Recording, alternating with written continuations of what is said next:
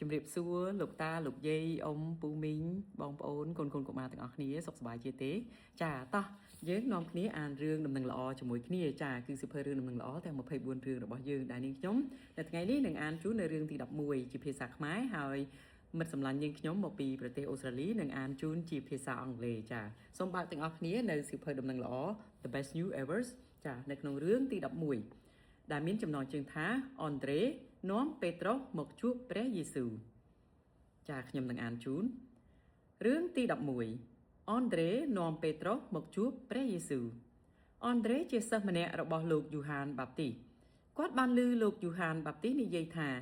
ព្រះយេស៊ូវជាកូនជាមនៃព្រះដែលនឹងដោះបាបមនុស្សលោកដូច្នេះអនដ្រេក៏ដើរតាមព្រះយេស៊ូវហើយបានឃើញថាព្រះយេស៊ូវពិតជាអ្នកដែលព្រះបានជ្រើសតាំងមែនគឺជាព្រះមេស៊ី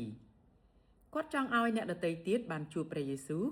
ដើម្បីឲ្យពួកគេអាចរៀនពីទ្រង់និងស្រឡាញ់ទ្រង់ដែរអនដ្រេបានរកឃើញពេត្រុសជាបងប្រុសគាត់ហើយនិយាយថាសូមបងមកជាមួយខ្ញុំបានរកឃើញព្រះមេស៊ីហើយព្រះយេស៊ូវបានទទួលស្វាគមន៍ពេត្រុសយើងគួរប្រាប់មនុស្សទាំងអស់អំពីព្រះយេស៊ូវហើយនាំគេឲ្យស្គាល់ទ្រង់ដែរចូលប្រាប់អ្នកផ្សេងទៀតអំពីព្រះយេស៊ូវយូហានជំពូក1ខ35ដល់ខ42 Story 11. Andrew brings Peter to Jesus. Andrew was one of John the Baptist's disciples, and he heard John the Baptist say that Jesus was the Lamb of God who takes away the sin of the world. So Andrew followed Jesus, and he saw that he was God's chosen one, the Messiah. He wanted others to meet Jesus so they could learn about him and love him too.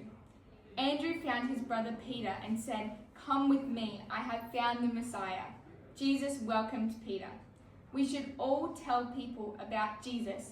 and take them to him. Tell others about Jesus. John 1:35-42.